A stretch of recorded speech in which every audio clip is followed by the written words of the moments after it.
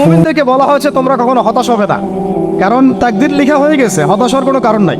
একটা প্রবণতা আমরা সমাজে দেখছি আত্মহত্যার। ইয়াং জেনারেশনকে আমরা নসিহত করবো যে ভুলেও নিজের জীবনকে বিসর্জন দিতে যাবেন।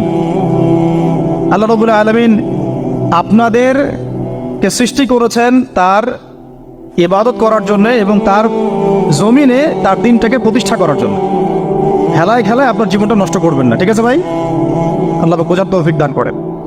তো কলম সৃষ্টি করার পরে কিয়ামত পর্যন্ত সব লেখা হয়েছে। শাইতানির রাজিম, ওয়াইজ ক্বালা রাব্বুকা লিল মালাইকা ইন্নী জাইলুন ফিল আরদি খলিফা। হে নবী মুহাম্মদ সাল্লাল্লাহু আলাইহি ওয়াসাল্লাম, তুমি স্মরণ করো সেই সময়ের কথা যখন আল্লাহ তোমার রব সমস্ত ফেরেশতাদেরকে ডেকে বলেছিলেন যে ইন্নী জাইলুন ফিল আরদি খলিফা, আমি জমিনে মানে পৃথিবীতে আমার খলিফা পাঠাতে চাই।